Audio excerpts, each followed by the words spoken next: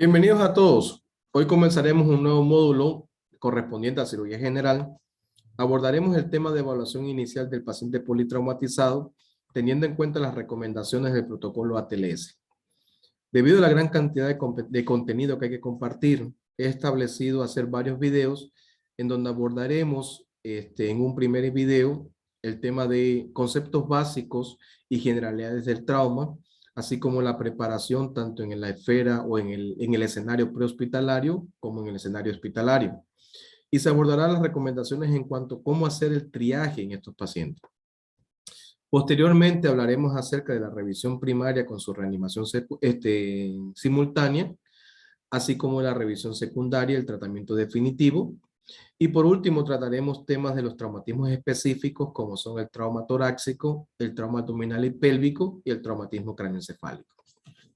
Espero, muchachos, que los que no se han suscrito, los invito a suscribirte para así poder tener notificaciones cada vez que suba un video nuevo, darles like y dejar sus comentarios para así que me permita mejorar cada vez que suba un video nuevo. Sin más que hablar, muchachos, empecemos.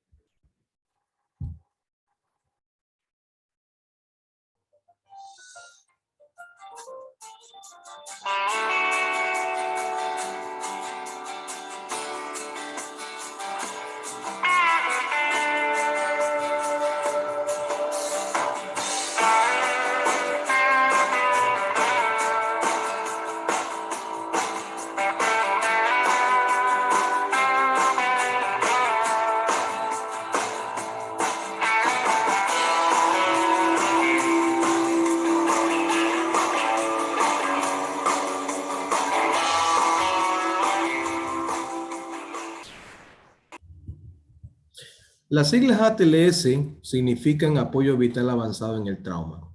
Y para lograr los objetivos de este programa o este protocolo, se han establecido diferentes metas. Entre esas están evaluar la condición de un paciente con rapidez y precisión, reanimar y estabilizar a los pacientes según la prioridad, determinar si las necesidades de un paciente exceden los recursos de una instalación y o la capacidad de un proveedor, organizarse adecuadamente para la transferencia de un paciente, ya sea interhospitalaria o intrahospitalaria, y por último, asegurar que se preste el cuidado óptimo y que no se deteriore en ningún momento durante el proceso de evaluación, reanimación y traslado.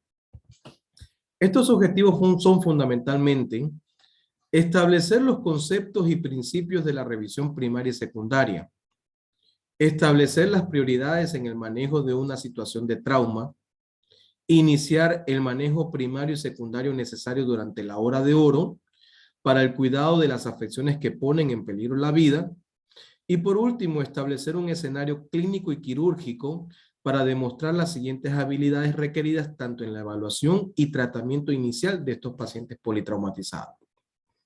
Recuerden que la evaluación se debe hacer fundamentalmente teniendo en cuenta la mnemotecnia A, B, C, D, E, donde A significa vía aérea permeable con control de columna cervical, B significa ventilación y respiración, C, circulación y control de hemorragias, D, déficit neurológico y E, exposición y control de la hipotermia. Para lograr una adecuada evaluación de la vía aérea, se debe establecer una vía aérea permeable e iniciar una ventilación asistida en caso de ser necesario. Lograr tener en cuenta las indicaciones, cómo se debe realizar el procedimiento y las complicaciones de una cricotiroidotomía. Al momento de evaluar la ventilación y respiración, debemos lograr un adecuado y rápido monitoreo por oximetría de pulso y del dióxido de carbono del aire exhalado. La identificación clínica y radiológica de las lesiones torácicas, así como las indicaciones de un drenaje pleural, ya sea por toracocentesis con aguja o por inserción de un tubo torácico. Al momento de evaluar la circulación, debemos lograr una evaluación y manejo de los pacientes en estado de shock, especialmente en el reconocimiento de las lesiones que ponen en peligro la vida, así como establecer un adecuado acceso venoso e intraóseo en dependencia del escenario que nos estemos manejando, ya sea un ambiente prehospitalario o hospitalario. Y por último, las indicaciones del uso del lavado peritoneal, del FAST y de la tomografía en una evaluación abdominal, así como cuando vamos a evaluar el déficit neurológico, se debe establecer una evaluación y tratamiento de estos pacientes con lesión cerebral. La evaluación del traumatismo cráneoencefálico y del trauma facial mediante el examen físico y lograr una protección de la médula espinal y la evaluación clínica imagenológica de la columna en estos pacientes. Siempre es importante tener en cuenta cómo se comporta la mortalidad en los pacientes con traumatismo. Un estudio realizado entre el 2000 al 2019, la OMS reportó que en América la mortalidad por trauma se encontraba como 9ª causa, siendo el accidente de tránsito la primera causa de muerte por traumatismo, en un 25%, seguido por violencias autoinfligidas en un 16% y por violencias interpersonales en un 10%. Siempre se ha hablado de la curva de distribución trimodal de la muerte, en donde existen 3 picos fundamentales. Muertes que ocurren inmediatamente después del accidente o de la lesión, muertes que ocurren de forma temprana y muertes que ocurren de forma tardía.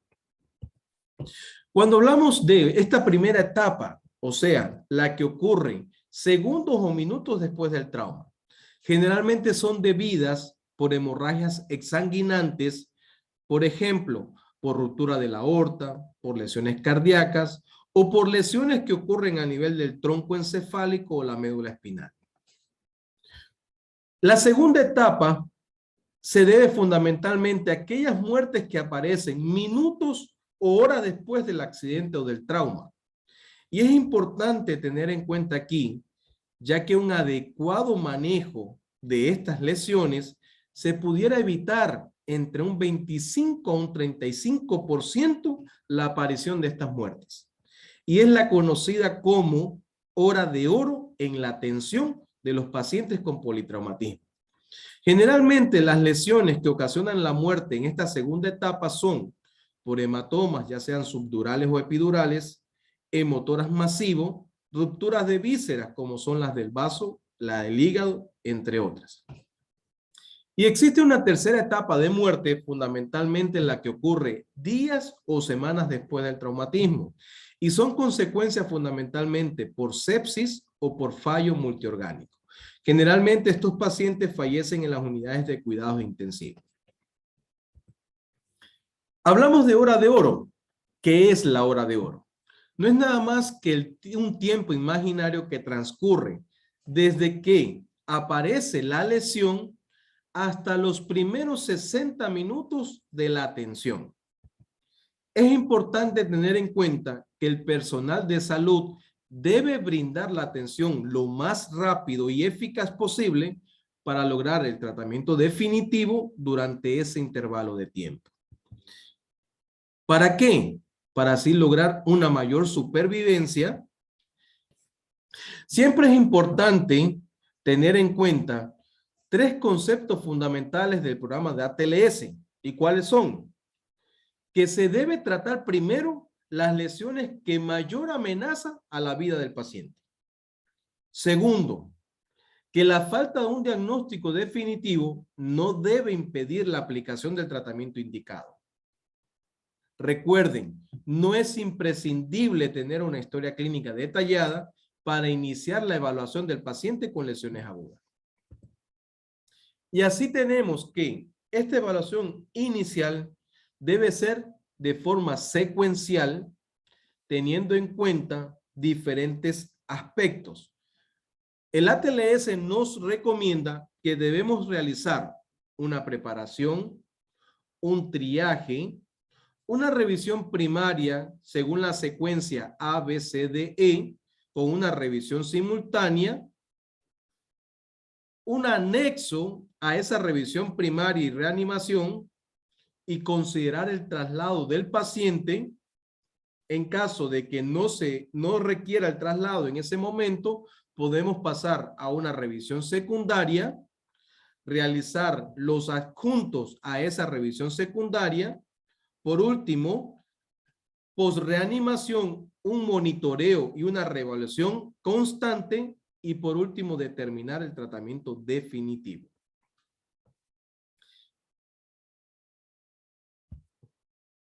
En cuanto a la preparación, se dice que esta preparación tiene dos fases. Una fase prehospitalaria y una fase hospitalaria.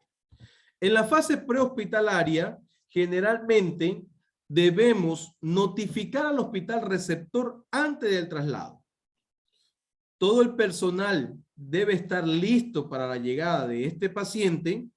Se debe minimizar el tiempo en la escena donde ocurre el trauma y lograr un énfasis fundamentalmente en el mantenimiento de la vía aérea, en el control del sangrado y el estado de shock, así como la inmovilización y el transporte del paciente. Obtener la información para el triage, fundamentalmente el estado del paciente en cuanto a sus cambios fisiológicos, el tipo de lesión anatómico que presenta, el mecanismo de lesión, entre otros. Mientras que en el ambiente hospitalario, la preparación consiste fundamentalmente en lograr un ambiente adecuado y se hace fundamentalmente logrando un área de resucitación disponible y preparada, tener un equipo de vía aérea que funcione, que esté probado, organizado y de fácil acceso, disponer de cristaloides calientes y establecer un protocolo de ayuda médica adicional con una respuesta rápida del personal de laboratorio y de imagenología. Y por último, tener un acuerdo de transferencia entre los hospitales en caso de que el centro de trauma donde haya sido trasladado el paciente no tenga la disponibilidad o los recursos necesarios para brindarle al paciente en dependencia de la lesión que presente. Y así tenemos que en la preparación, en su fase prehospitalaria, se debe o se recomienda minimizar el tiempo en la escena. Y es el que hablamos, los 10 minutos platinos. Debe enfatizar la obtención y presentación de información necesaria para realizar el triaje en el hospital y por ende, fundamentalmente debemos enfocarnos en tiempo desde la lesión, los eventos relacionados con la lesión, la historia clínica del paciente y el mecanismo del trauma. Fundamentalmente, este puede sugerir el grado de lesión, así como las lesiones específicas deben ser evaluadas y tratadas en el paciente. Este diagrama nos establece los diferentes tipos de atención y nos da dos escenarios. Un escenario 1 donde existen tiempos de atención temprana y un escenario 2 donde existen demora en la atención de los pacientes. Vemos que existen 4 tipos de tiempos. Existe tiempo de respuesta, tiempo de atención, tiempo de traslado y tiempo de atención inicial. En el escenario 1 vemos que el tiempo de respuesta va desde que ocurre el accidente hasta la llegada de los paramédicos. Mientras que el tiempo de atención va desde que llegan los paramédicos hasta que se inicia el traslado. Y es donde se dice la recomendación que no debe durar más de 10 minutos, el conocido 10 minutos de platino. El tiempo de traslado va desde que se inicia el traslado hasta que llega a la casa de salud. Y el tiempo de atención inicial va desde que llega a la casa de salud hasta que el paciente recibe el tratamiento definitivo.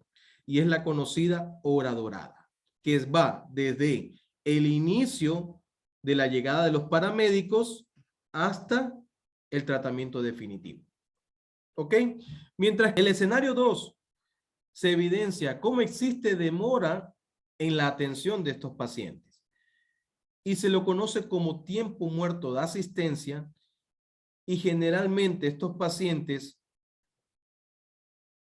el tiempo o la posibilidad de supervivencia es menor en comparación a los pacientes que recibieron la atención en el escenario 1.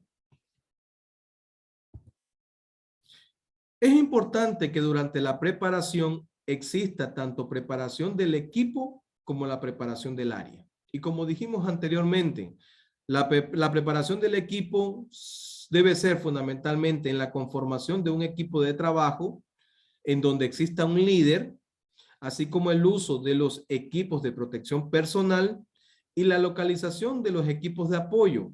En caso de que sea, por ejemplo, un paciente con un trauma craneoencefálico, se debe localizar al neurocirujano. En caso de que el paciente traiga un trauma vascular importante, se debe localizar al cirujano cardiovascular, entre otros. En cuanto a la preparación del área, se debe constar con un área específica que tenga equipos de monitorización inmediata, así como equipos para el manejo de la vía aérea y equipos e insumos para el manejo de la circulación. En este esquema, vemos cómo existen diferentes escenarios en la conformación de los miembros del equipo. En el lado derecho, o sea, en el esquema A, vemos un equipo conformado por 5 miembros, donde existe un líder, 3 médicos y un enfermero. En el esquema B, vemos un equipo conformado por 4 miembros, donde está el líder, están 2 médicos y un enfermero. Y en el esquema C, vemos cómo es un equipo conformado por 3 miembros, donde existe un líder, un médico y un enfermero. Recuerde que la organización del equipo de trauma será según la disponibilidad de los miembros. ¿Cómo debe ser la organización y la función del líder? En cuál debe establecer cuál va a ser las actividades de cada miembro del equipo. En el esquema número 1, en ese equipo conformado por 5 miembros, vemos cómo el miembro número 1 se encargará de la vía aérea con control de la columna cervical. El miembro número 2 se encargará de la ventilación y respiración, así como apoyará también a la circulación, mientras que el miembro número 3 se encargará de la circulación, de evaluar la circulación, el déficit neurológico y la exposición, conjunto al apoyo del enfermero de ese miembro, ¿ok? De ese equipo.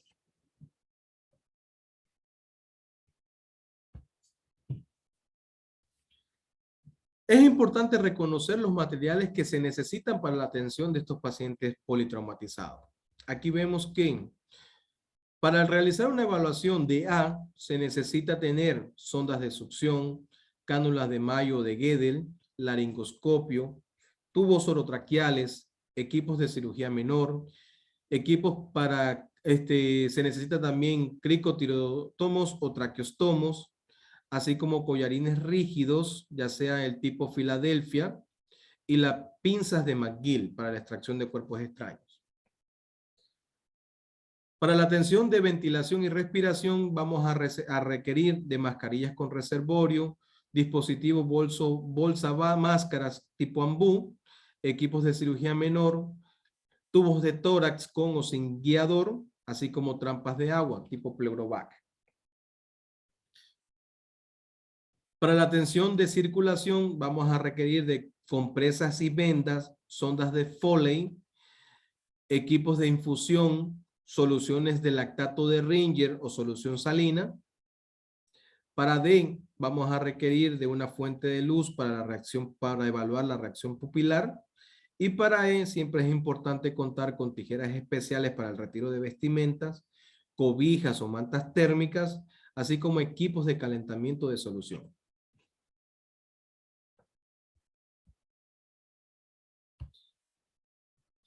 Dentro del triaje, las recomendaciones dicen que se debe seleccionar el paciente y esta debe estar basada en los recursos requeridos para el tratamiento y los recursos disponibles. La secuencia de tratamiento está basada en las prioridades ABC, fundamentalmente en la vía aérea con control de columna cervical, en la respiración y en la circulación con control de hemorragia. Otros factores que son importantes a considerar en la evaluación del triaje está la severidad de las lesiones, la posibilidad de sobrevida y los recursos humanos y materiales disponibles. En ocasiones hay que tener en cuenta que existen accidentes o existen traumatismos en donde ocurren múltiples lesionados y por ende es importante establecer una adecuada clasificación de estos pacientes. El ATLS recomienda que existen dos escenarios diferentes en estos múltiples lesionados.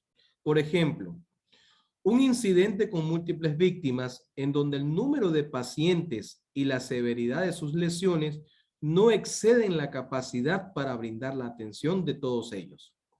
Y por ende, el triaje va a estar encaminado a priorizar lesiones que amenazan la vida y en aquellos que presenten múltiples lesiones. Contrario a que si estos múltiples lesionados, que se conocen como eventos con saldos masivos de víctimas, ¿sí? O sea, es cuando el número de pacientes y la severidad de sus lesiones exceden la capacidad del o de los hospitales y de los recursos humanos disponibles para brindar la atención a estos pacientes. Ahí la prioridad, ¿sí? Va a ser fundamentalmente para los pacientes que tengan mayor posibilidad de sobrevida y que requieran el menor tiempo de atención.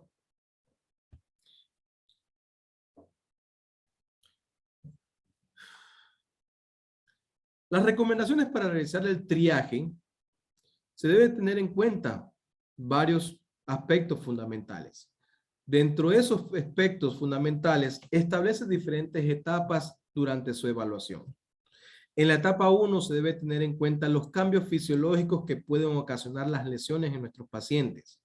Y por ende, se debe evaluar fundamentalmente los signos vitales y el nivel de conciencia. Un paciente con una puntuación en escala de Glasgow menor o igual a 13, con una presión sistólica menor a 90 milímetros de mercurio y una frecuencia respiratoria menor de 10 o mayor de 29 respiraciones por minuto, debe ser trasladado a un centro de trauma y generalmente se recomienda que sea el de más alto dentro del sistema de trauma, ya que generalmente presenta lesiones que ponen en peligro la vida de este paciente y deben ser manejados lo más pronto posible. Si por algún motivo el paciente se mantiene estable y no presenta ninguno de estos cambios fisiológicos, se debe pasar a una etapa 2, donde debemos evaluar los cambios anatómicos de la lesión. Y por ende, un paciente con todas las lesiones penetrantes a nivel del cráneo, del cuello, del dorso o de las extremidades proximales al codo, la rodilla, así como que presente alguna inestabilidad o deformidad torácica, por ejemplo, tórax inestable, o que presente 2 o más fracturas proximales en los huesos largos, o extremidades aplastadas, destrozadas, con o sin pulso, así como amputaciones proximales a la muñeca o tobillo, fracturas pélvicas, fracturas de cráneos abiertas o deprimidas y pulsátil, casi siempre debe ser considerado igualmente como en la etapa 1. Debe ser trasladado inmediatamente y generalmente debe ser en un centro de trauma del de mayor alto rango en el sistema de trauma. En caso de que no presente ninguno de estos cambios anatómicos, se debe pasar a una etapa 3, en donde vamos a evaluar el mecanismo de la lesión y la evidencia de impacto de alta energía. Por ejemplo, vamos a evaluar una caída en un adulto mayor de 6 metros. Un niño con una caída de una altura mayor de 3 metros o que esta altura tenga 2 o 3 veces más del tamaño del niño. Si el paciente presentó una colisión vehicular de alto riesgo, por ejemplo, que se evidencie que haya intromisión, incluyendo al techo, que haya eyección del vehículo, que haya muerte de un pasajero en el mismo compartimento, o que esté dentro del o que que haya datos telemétricos del vehículo consistente a alto riesgo de lesión, o que exista un mecanismo de lesión automóvil versus peatón o automóvil versus ciclista arrojado, atropellado o con impacto significativo. Colisión entre motocicletas con mayor de 20 millas por hora. En caso de que se presente alguno de estos mecanismos, generalmente se debe hacer el traslado del paciente. Igualmente, se debe considerar un centro de trauma de más alto nivel. Si por algún motivo el paciente no presentara ninguna de estas mecanismos cinemáticos que se consideran de riesgo elevado, pasamos a una cuarta etapa donde se debe evaluar pacientes especiales o con consideraciones del sistema. Por ejemplo, los adultos mayores, generalmente el riesgo de lesión o muerte aumenta a partir de los 65 años. A veces, en ocasiones, pacientes con presión sistólica menores de 110 pueden estar en shock. Las lesiones de bajo impacto, por ejemplo, caída desde su propia altura, pueden ocasionar la muerte del paciente o lesiones severas. En la población pediátrica, preferentemente hacer el triaje en un centro de trauma con capacidades pediátricas. El uso de anticoagulantes o trastornos de la coagulación es importante considerar en los pacientes, ya que pacientes con trauma de cráneo tienen un alto riesgo de deteriorarse rápidamente. En pacientes que han sufrido quemaduras, es importante, ya sea sin mecanismos de trauma, estos deben realizarse en triajes con centro de quemaduras, y en aquellos que presenten mecanismos de trauma, igualmente deben realizarse el triaje en centros de trauma. Siempre es importante realizar un adecuado traslado a los pacientes con embarazos mayores de 20 semanas o consideraciones especiales que ya quedan en dependencia del criterio del paramédico que realiza la evaluación.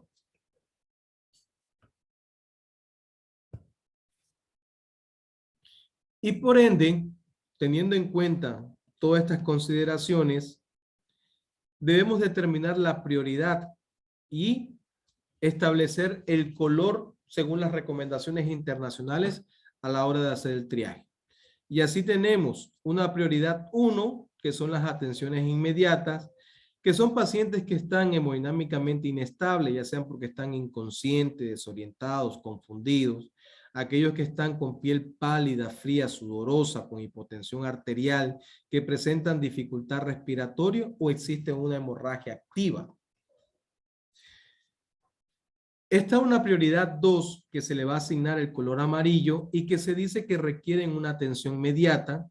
Son esos pacientes que están hemodinámicamente estables, pero sin embargo existe antecedentes de sangrado, pero sin hipotensión arterial. Está una prioridad 3 que se le va a asignar el color verde y que generalmente pueden tener una atención más tardía, generalmente menor de 3 horas, y son esos pacientes que presentan lesiones, pero sin embargo se mantienen estables, ya que están conscientes, orientados, atentos, caminan en ocasiones y las lesiones generalmente son menores. Está la prioridad 4, que se debe hacer una atención diferenciada, o el paciente moribundo con escasa o nula posibilidad de supervivencia. Y está la prioridad 5, que son esos pacientes que generalmente están sin signos vitales y que se declaran fallecidos en el lugar de la atención. Terminamos ya esta primera parte de la atención o evaluación inicial del paciente politraumatizado. Les invito a seguir viendo el siguiente video, en donde hablaremos acerca de la revisión primaria y su reanimación simultánea. Nos vemos.